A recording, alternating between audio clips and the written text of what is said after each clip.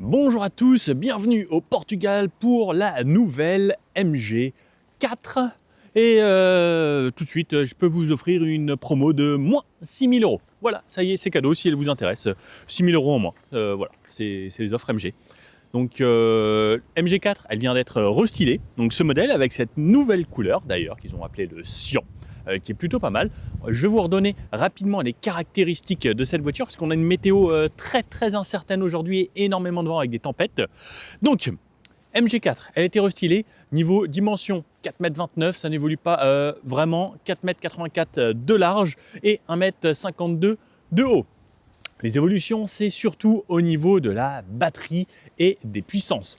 Nouvelle batterie de 64 kWh qui passe cette fois-ci en LFP. Ça, c'est la chimie. C'est donc lithium, fer et phosphate. Après, il y a les batteries NMC en 77 kWh. L'évolution, donc la 64, elle va recharger également plus vite. Donc en gros, il y aura trois versions. La Premium, 64 kWh, 190 chevaux, 350 Nm, 1 0 à 100 en 7 secondes 1, 180 km/h de Vmax. Ça, c'est ce qu'on appelle maintenant l'entrée de gamme. La vraiment pas chère n'existe plus. C'est devenu celle-ci. La seule option qu'on pourra avoir, c'est vraiment la couleur. À partir de 33 490 euros, moins 6 000 euros, bien entendu.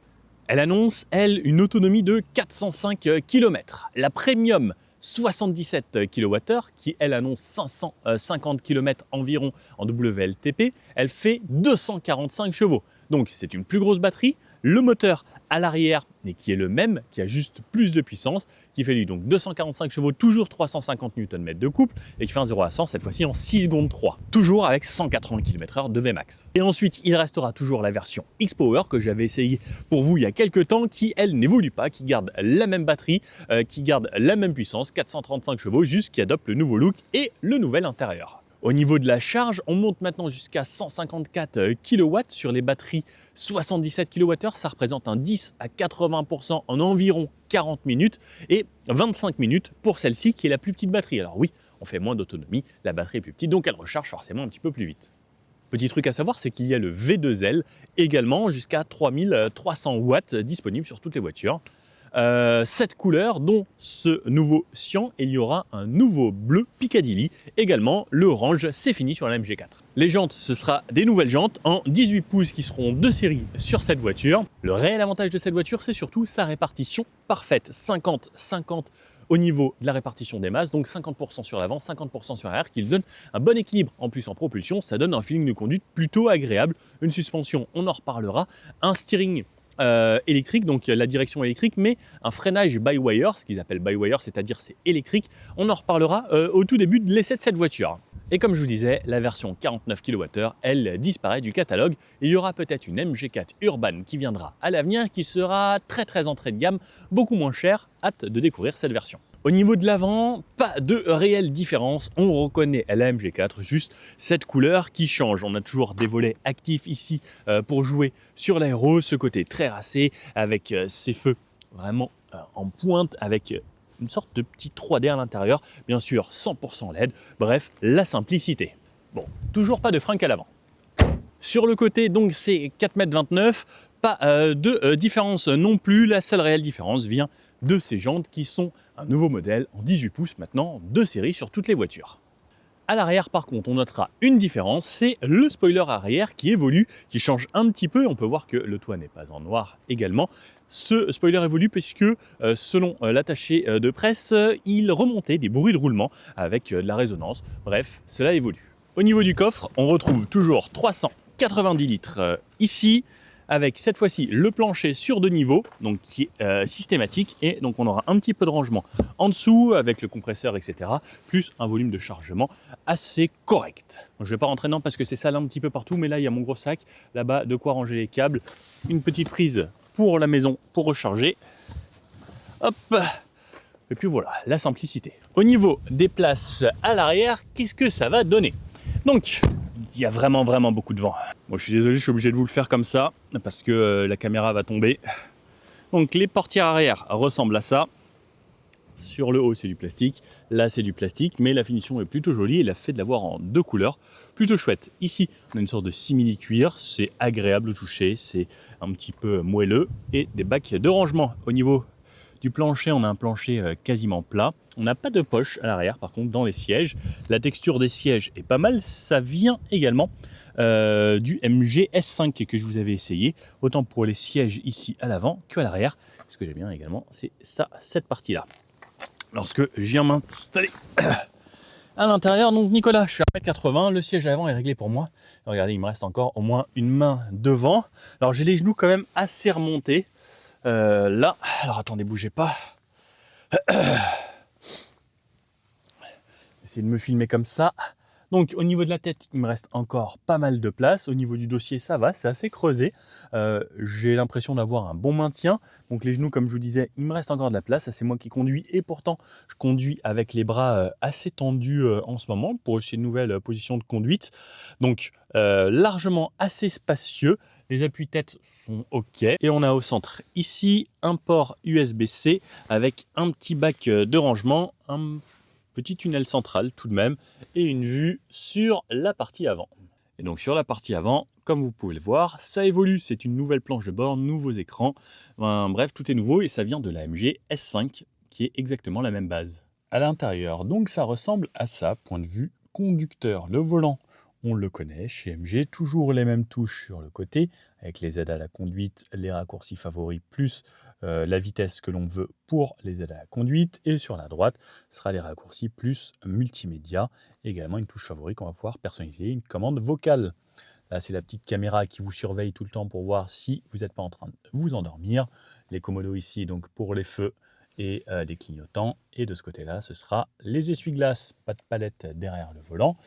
Le volant avec double mets-plat, un mets-plat en haut, un mets-plat en bas. Par contre, ce que j'aime bien, c'est ça fait un petit peu Audi avec ce cuir perforé. Au niveau des portières, c'est plutôt joli, c'est plutôt bien fini, c'est un petit peu moussé. Là également, tout ce que je touche, eh ben, c'est plutôt agréable, c'est doux et c'est pas froid ou autre. Donc ça, c'est quand même plutôt avantageux. Les commandes de verrouillage plus la poignée pour ouvrir, les commandes de lève-vitre et le verrouillage pour l'arrière. Des bacs pour les bouteilles et on peut voir qu'on pourra ranger une grande bouteille juste ici parce que regardez, il y a beaucoup de place. Au niveau du pédalier, ça ressemble à ça, donc pédale assez standard en plastique. On a de quoi ouvrir le capot là-bas. De ce côté-ci, les réglages pour le rétroviseur et la hauteur des feux. Le réglage pour le volant en hauteur et en profondeur. L'écran de ce côté-ci, donc avec toutes les informations, le pourcentage de batterie, l'autonomie restante, des consommations selon ce qu'on va rouler, les aides à la conduite de ce côté-là, la vitesse et les modes en haut qui vont changer lorsque vous changez de mode, sport par exemple, snow, custom, éco ou normal. Et ensuite, la récupération qui va changer en bas à droite, là le petit 1, 2, 3 ou auto, juste ici. Quelque chose de basique, simple, un écran également qui évolue, un petit peu plus grand qu'avant, toujours tactile, siège chauffant, volant chauffant, les raccourcis, menu principal, navigation, musique, les raccourcis de la voiture pour aller faire ce qui est le plus important, surtout ici dans les contrôles de conduite pour avoir vos modes que vous pouvez faire là, le one pedal que vous pouvez activer ou désactiver et lorsque vous activez le one pedal, juste ici, alors hop, il faut le glisser, ok, c'est pas hyper réactif, mais vous avez donc tous ces modes juste ici avec les freinages confort, etc. Ensuite, les commodités, ce qu'ils appellent les commodités. Et le MG Pilote, ça c'est vraiment pour les aides à la conduite. Vous pouvez personnaliser... Oh là là, qu'est-ce qu'il me fait toi? Il a déclenché un commande vocale. Donc vous pouvez personnaliser les aides à la conduite ici. Et lorsque vous restez appuyé, ça va mémoriser un petit peu, comme chez Renault, le MySafety perso, et avec les aides que vous voulez. Et vous pouvez voir, il y a énormément d'aides à la conduite. Ça, c'est des trucs à personnaliser vous-même. Et ensuite, combiner l'instrumentation, ça dépend de ce que vous voulez voir d'afficher là-bas. Donc là, vous pouvez activer les pressions, par exemple, de pneus, le kilométrage depuis le démarrage cumulé, ou la musique, ou autre. Et ça, vous pouvez ensuite le personnaliser. Bon, voilà en gros le principal. On a des caméras 360 degrés qui sont de qualité correcte, qui sont un petit peu mieux sur d'autres versions comme le S6 par exemple. Ensuite, un peu plus bas, on retrouve les commandes de climatisation ici. Allumer ou éteindre la clim totalement, plus chaud, moins chaud. Et où est-ce qu'on veut se faire ventiler. Alors c'est une clim pour toute la voiture, on n'a pas de double commande. Ensuite, les aérateurs de ce côté-là. On a des aérateurs qui sont plutôt bien intégrés, là, comme vous pouvez le voir juste ici. Moi, j'aime bien ça. Même la casquette, là, c'est un style un peu différent, mais j'aime bien l'intégration. Alors ça, c'est pareil, c'est une sorte de simili-cuir que l'on retrouve sur le dessus un petit peu partout. C'est plutôt joli, et cette imitation carbone, franchement, ça rend bien. Ensuite, lorsqu'on redescend un peu plus bas, double porte-gobelet ici. Une partie où c'est une sorte de suédine Alcantara avec le chargeur par induction. De quoi poser son téléphone ici en vertical si on veut. Et ça, c'est la boîte de vitesse. Donc, parking, pour démarrer la voiture, c'est pied sur le frein. Et ensuite, drive, cette façon, neutre, pour reculer. Et reculer qui m'affiche les caméras de recul. Ensuite, pour se remettre en parking, vous appuyez là. Et elle est en parking. Et elle me serre le frein à main automatiquement. Et pareil, elle le dessert automatiquement. Les trucs assez bien, c'est les rangements qu'il y a ici. Donc en dessous, on a pas mal d'espace et un accoudoir central un petit peu moussé, assez agréable, avec à l'intérieur un grand bac de rangement et 2 ports USB-C pour la recharge. Les sièges donc ressemblent à ça, puisque je ne vous ai pas montré, j'ai commencé à l'intérieur parce qu'il s'est mis à pleuvoir pendant ma présentation et je me suis dit, finalement, je vais faire ça. C'est plutôt joli, j'aime bien les petites intégrations ici, et on peut voir là à la caméra que ça fait des MG. Vous ne le saviez pas, ça j'en suis sûr. Là, la boîte à gants assez standard. Juste ici, sur le haut, on a quand même un rétroviseur sans les bords, c'est plutôt joli. Belle qualité de vidéo, Nico. Là-haut, le petit truc que j'adore, ça c'est le boîtier à lunettes où on peut ranger des petits trucs. Les commandes pour l'éclairage qui est en LED.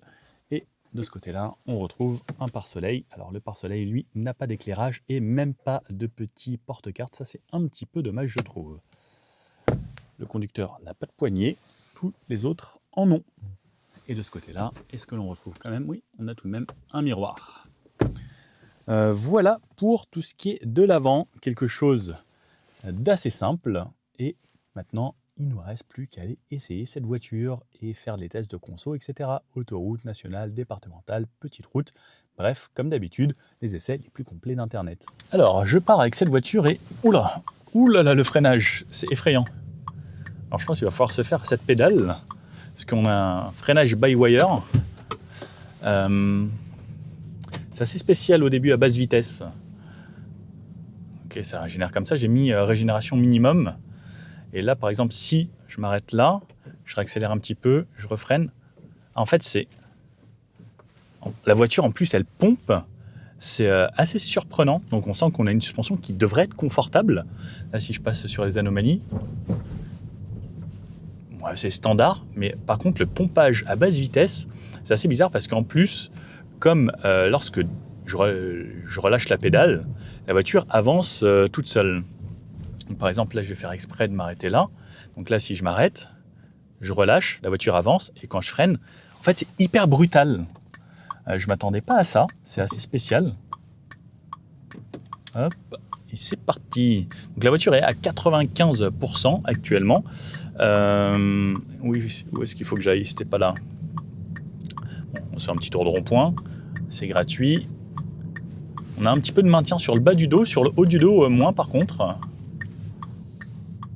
Alors, le freinage est assez bien fait lorsqu'on est à haute vitesse. Par contre, à basse vitesse, je trouve que c'est un petit peu trop brutal, brusque. Donc, c'est un freinage by wire, c'est-à-dire que la pédale de frein n'est pas connectée à un système hydraulique. C'est électronique qui envoie ce signal à justement ce servomoteur ensuite qui pompe sur le système hydraulique et électrique. Alors là, comme ça va. On peut y aller progressivement. Et par contre, c'est vrai que ça peut être assez franc.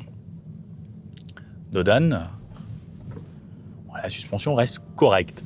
C'est pas trop ferme, mais c'est pas confort non plus. Alors on pourrait penser, au vu de comment ça pompe à basse vitesse, que ce serait plus confort. Le côté électrique, bon, toujours sympathique. C'est assez silencieux. L'insonorisation, franchement, reste correcte. On a des vitres standards. Après, à l'intérieur, c'est assez spacieux. La direction est bien assistée. On a plusieurs modes.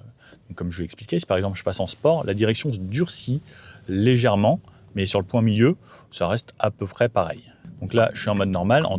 Là, ça vient de passer de éco à normal. J'ai pris un petit à-coup pour vous dire qu'il y a quand même une vraie différence entre le éco et le normal. Les accélérations sont assez franches lorsqu'on décolle. Hop. La direction plutôt agréable. Le volant, il a un toucher assez doux. J'aime bien le fait que ce soit un peu perforé. Alors je parle pas très fort, j'ai mal à la gorge aujourd'hui, je suis désolé. J'ai désactivé la lecture des panneaux, etc. Faut que je fasse attention parce qu'il y a quand même pas mal de radars tout de même ici. On va tester les aides à la conduite, bien entendu, comme d'habitude. Donc là, par exemple, hop, si j'appuie là-dessus, je lui mets ça. Hop là. Donc là, c'est régulateur adaptatif. Et si je rappuie une deuxième fois, donc non, moi je veux ça. Moi je veux la conduite autonome. Voilà. Il faut rester appuyé sur le bouton pour avoir la conduite autonome. Donc il fallait rester appuyé longtemps pour l'activer. Et une fois qu'on rappuie une fois dessus, cette fois-ci, j'appuie sur la touche du joystick au centre pour lancer et je règle ma vitesse ensuite en montant et en descendant. De gauche à droite, c'est les distances avec les véhicules qui me précèdent. Alors à 80, franchement, c'est pas mal. Il n'y a pas de bruit de moteur ou autre voiture électrique. J'ai un petit peu de bruit du vent qui vient de par là-bas. Là. Au niveau genre de l'essuie-glace, je pense, donc où je l'entends un petit peu. La voiture ralentit en suivant ce qui se passe devant. Alors j'ai mis Maps sur mon téléphone qui charge en induction ici, parce qu'on n'a pas réussi à le connecter au système. Moi je vous cache rien, mais avec toutes les autres voitures ça fonctionnait, donc c'est peut-être mon téléphone. Enfin mon téléphone, moi j'ai essayé avec cette voiture, mais ceux des autres fonctionnaient, donc je sais pas, c'est peut-être la mise à jour de mon téléphone qui fait que ça ne fonctionne pas aujourd'hui. Le but là c'est de faire pas mal d'autoroutes. On avait remis les consommations à zéro avec cette voiture. Alors la climatisation c'est où ? 21 degrés ici. Okay. Allez, ça passe à 90. Si je reste appuyé, ça monte de 5 en 5. Là j'arrive à quasiment 90. On va doubler parce que ça ralentit devant. À 90, on entend quand même pas mal de bruit de roulement qui viennent sur toute l'arrière, qui font un petit peu caisse de résonance. Les bruits du vent, ça reste correct. On entend toujours un petit peu de vent à droite là-bas. Là, elle me dit veuillez tenir le volant. Alors l'alerte veuillez tenir le volant est assez agréable. C'est pas un bruit énervant, ça c'est une bonne chose. Alors, on entend quand même un petit peu, hein, le camion là faisait du bruit. On entend un petit peu ce qui se passe à l'extérieur tout de même. Donc là le but c'est ce matin je vous fais une centaine de kilomètres. Je vous referai la présentation statique que vous avez vue au début de la vidéo après. Et cet après-midi, je refais une petite boucle pour voir un petit peu les consos également. Alors, je voudrais voir le volant s'il est capacitif ou pas. Non. Donc, c'est un volant où il faut mettre de la contrainte pour que les aides à conduite détectent que vous soyez bien là. Donc, ce n'est pas capacitif où juste on touche avec la peau, une sorte de tactile, quoi. À l'intérieur de nuit, vous pouvez le voir, hein, c'est très simple, pas d'éclairage d'ambiance ou autre. Ça reste assez sommaire. Après, la finition est plutôt agréable. Moi, ce que je vois, les écrans et autres, ça fait assez moderne, futuriste. Le volant est sympa. Alors, par contre, le bruit, ce qui est embêtant, c'est qu'elle ne me met pas juste un voyant d'abord pour me dire tiens le volant s'il te plaît. Elle me met toujours le toum toum toum direct. Alors, oulala. Alors là, c'est un virage qui tournait un petit peu. Alors, je sais pas pourquoi. Aujourd'hui, quasiment toutes les marques de voitures ont tendance à rentrer dans le virage. Lorsqu'il y a un virage et que c'est en conduite autonome, je ne sais pas pourquoi. Alors, effectivement, il vaut mieux rentrer à l'intérieur du virage que ressortir à l'extérieur et se taper la voiture d'en face. Mais là, par exemple, elle fonçait à l'intérieur du virage et elle emmenait un petit peu le volant. Il y a beaucoup de voitures qui font ça, hein, même certaines voitures premium, très haut de gamme. J'aimerais bien comprendre pourquoi. Et elle ne suit pas ces lignes, pourtant il y a des caméras partout. Et je ne sais pas pourquoi les voitures ne veulent pas suivre leurs lignes dans ces conditions. Allez, là on arrive sur l'autoroute, donc j'étais à 90 depuis tout à l'heure. Pour le moment j'ai une moyenne à 11,3. Et si on passe sur l'autoroute, c'est 120 km/h au Portugal. Je la laisse relancer, c'est plutôt agréable.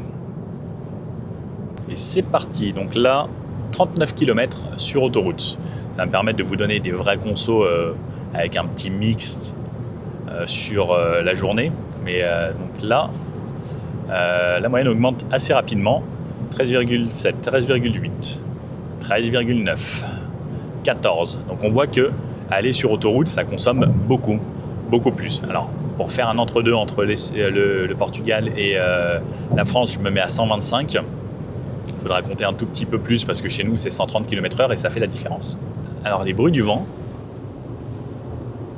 vraiment, c'est assez bizarre. Ça vient vraiment du côté droit seulement et pas du côté gauche. Je n'entends pas. C'est vraiment, j'ai l'impression, c'était ce petit bout d'essuie-glace qui remonte un petit peu là-bas qui fait ça. Ah, le Via Verde. Donc ici, on a l'autoroute. Le Via Verde, ça permet en gros d'avoir comme le télépéage chez nous. Est-ce que la voiture de derrière passe ici? Ouais. Ah, je voulais m'arrêter pour vous faire un test de 0 à 100. Mais bon, c'est pas grave. On le refera après. Ah bah, bougez pas, regardez, je vais le faire là. Hop là. Il y a un petit parking pile poil. Parce que vous savez, mécanique sportive, on teste toujours le 0 à 100. Allez, c'est parti, 0 en partant avec un auto-hold jusqu'à 100. Allez, go. Wow! Ah, ça booste un petit peu au début. 50, 70, 80, 90, 100, 110, 120. Bon, c'est pas mal pour s'en serrer.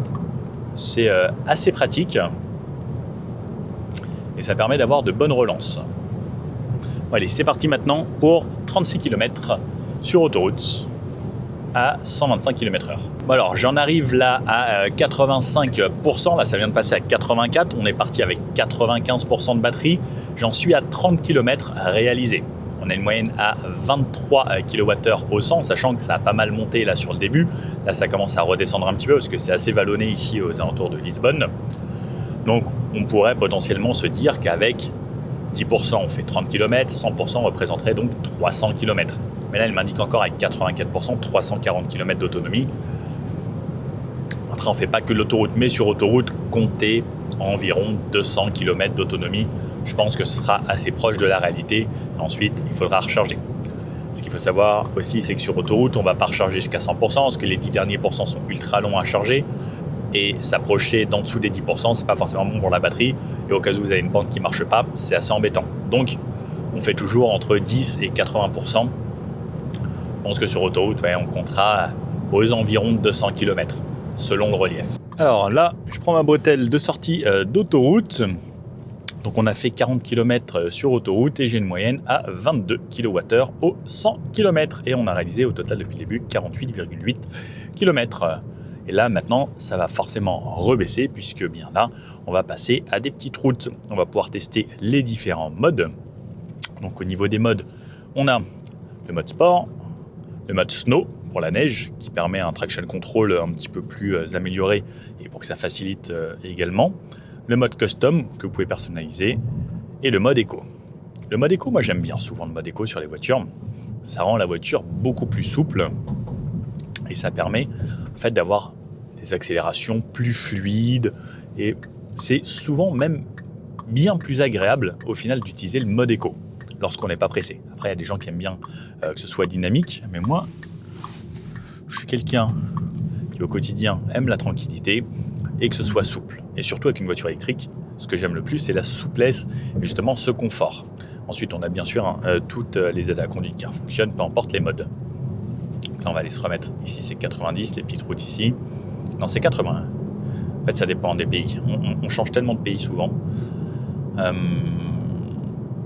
80 sur un goudron assez lisse. Bon, bah, c'est pareil, on entend quand même un petit peu les bruits de roulement, mais ça résonne surtout de l'arrière, comme je disais. Après, là, on est sur des routes où il n'y a absolument personne. Ce que je vais pouvoir tester, c'est les récupérations. Donc là, je suis en récupération 1, faible. Donc, il y a une faible décélération. Ça récupère un petit peu. En pourcentage de power récupéré, ça m'indique moins 3. Si par exemple je passe en mode 2, ça s'appelle modéré, je vais passer à moins 9 en power récupéré. Donc là, ça ralentit quand même beaucoup plus. Et si je passe en mode forme,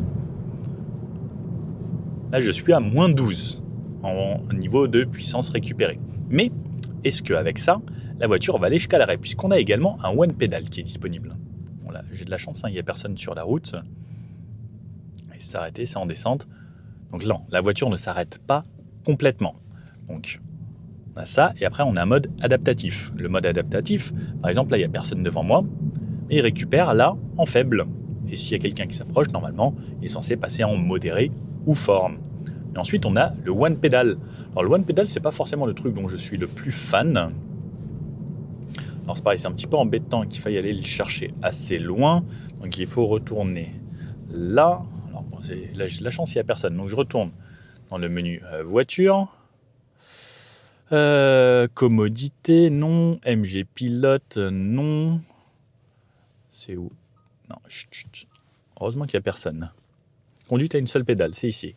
Contrôle de sécurité. Alors là, j'ai senti qu'il s'est passé un truc. Donc là, j'avance et je relâche. Ok, là, on a vraiment le one pedal qui va mettre la voiture jusqu'à l'arrêt. Hop, je tourne ici. Et donc là, on a un tout autre comportement, puisque maintenant, on n'a quasiment plus besoin d'utiliser la pédale de frein.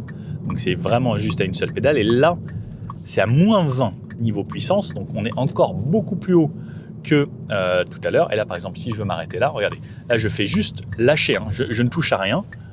Et là, elle vient vraiment jusqu'à l'arrêt et s'arrêter. Par contre, l'avantage du one pedal, c'est comparé à tout à l'heure, quand j'appuyais même légèrement sur le frein, c'est que là, c'est beaucoup plus souple et je me tape pas vous voyez, les petits à-coups. Alors qu'avec le one pedal, hop, et je viens jusqu'à l'arrêt. Ça, c'est aussi plutôt pas mal pour les gens qui utilisent beaucoup leur voiture en ville. Ça permet en fait de pouvoir jouer que avec le pied droit. Après, ce que moi j'aime pas, c'est que des fois, là, si je vois un feu au loin, je relâche, et en fait, ça va relâcher fort. Et le fait qu'il n'y ait pas un endroit, quelque part juste un petit bouton à désactiver, c'est un peu embêtant, ou des palettes derrière le volant, j'aurais bien aimé. Parce que là, il faut remettre ici, enlever la conduite à une pédale, ensuite relâcher pour être en mode faible. Si j'ai pas oublié de me remettre en mode faible pour avoir cette version-là. C'est pour ça que les palettes, d'un côté, c'est aussi agréable pour passer, par exemple, du one pedal jusqu'au mode très fort. Alors, sur des petites routes ici à la campagne, qu'est-ce que ça donne niveau dynamisme? Donc, je vais la passer. Donc, c'est de ce côté-là, les modes en mode sport. Donc, mode sport, j'avoue que les accélérations sont assez impressionnantes, même en sortie de virage. Ça grippe plutôt bien. On a de la puissance, on a du répondant. On sent qu'on a une voiture qui ne se veut pas forcément très lourde. Hein. Et au niveau du feeling, c'est plutôt agréable. Même au niveau de la direction, de la pression de la direction, c'est pas mal. Ça s'appuie un petit peu. On veut plutôt une voiture confortable. Si vous voulez vraiment la version sportive, il y a la version X-Power que j'avais beaucoup aimé. On avait essayé même sur circuit et autres. Je m'étais bien amusé avec ça. Mais là déjà, mode sport, c'est déjà presque trop. On va pas se le cacher pour ce genre de voiture. Et c'en est brutal. Allez, j'ai allongé ma boucle pour vous faire plus de kilomètres. 99,9. Parfait. On va pouvoir s'arrêter là. Ça va faire 100 pile poil. Nickel. Comme ça, je vous fais un petit débrief des consos là. C'est très sale. Hop là. À votre avis, quelle est la consommation sur ces 100 km? Je vais vous dire ça tout de suite et je vais vous le montrer en live. Donc on peut le voir là, 100 km réalisés, 3h21 minutes. Alors la voiture a tourné un petit peu au début et moyenne 29 km/h parce que à l'arrêt ça comptait. Et la petite balade quand même depuis tout à l'heure est 17,1 kWh aux 100 km.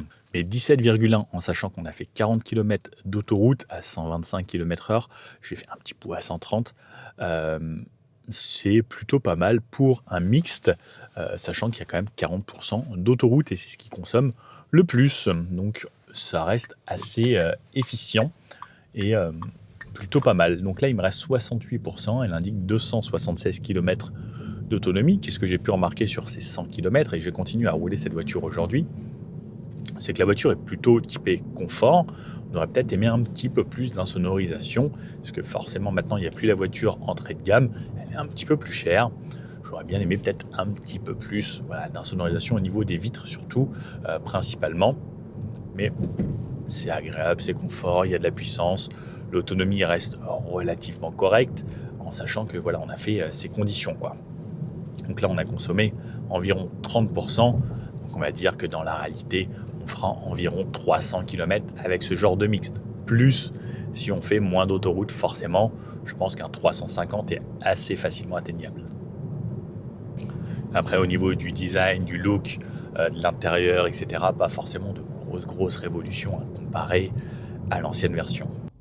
Bon, aujourd'hui, jour 2, j'ai fait de la route sans dépasser les 90 km/h. Voici la moyenne en 1h11, 82 km, 69 de moyenne, 14 kWh au 100 km. Donc c'est plutôt pas mal. On voit que effectivement, lorsqu'on ne fait pas d'autoroute, on consomme quand même moins. Le but, c'est de se dire, allez, 14 là, on va dire si on arrondit à 15 pour être vraiment arrondi, 15 x 2 ça fait 30, x 2 ça fait 60 kWh en gros pour 400 km. Donc là ça nous approche vraiment de la réalité si on ne fait pas d'autoroute. L'autoroute, comme je vous disais, on en fera moins et surtout on joue sur une plage entre 10 et 80% la plupart du temps. Donc c'est plutôt pas mal, 14, il y a des voitures plus efficientes mais qui coûtent effectivement quand même beaucoup plus cher. Donc là, le rapport est plutôt bien en sachant qu'il y a énormément de vent aujourd'hui. Alors le vent, ça peut avoir deux avantages. Soit ça vous pousse dans le dos, donc ça vous fait moins consommer, soit ça pousse de face et ça vous fait consommer beaucoup plus. Ça joue énormément en voiture, même une voiture thermique.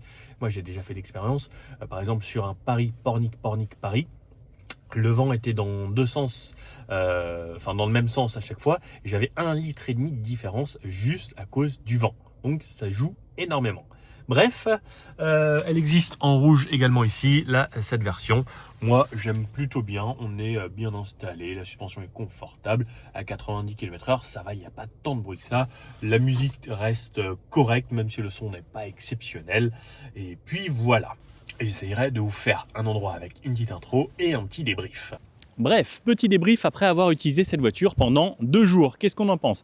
Eh bien, ça reste la MG4. Pas de grosses révolutions, pas de charge extrêmement plus rapide ou autre.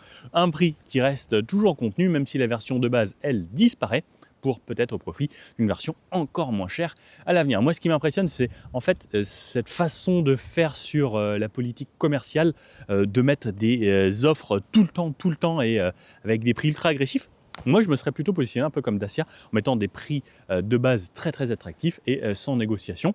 Mais après, je sais pas, peut-être que vous préférez avoir une voiture qui vaut cher et avoir une belle offre dessus. Peut-être qu'un jour, elle remontera au prix standard. Mais je trouve que le prix est correct au vu de la prestation, au vu de l'espace, le coffre, la façon de conduire. Les consommations sont correctes en ayant fait du mixte. Bref, n'hésitez pas à me dire ce que vous en pensez et ce que vous aimez bien cette nouvelle couleur. D'ailleurs, dites-moi si ça vous tente que j'essaye la nouvelle MG S6 qui est basée également sur le même châssis que celle-ci, qui est le même châssis que la S5 et le Cyberster. Bref, petits commentaires et autres. Et il s'en est vendu 33 000 en France, donc ce qu'elle vous a bien plu cette voiture. Bref, à bientôt, ciao!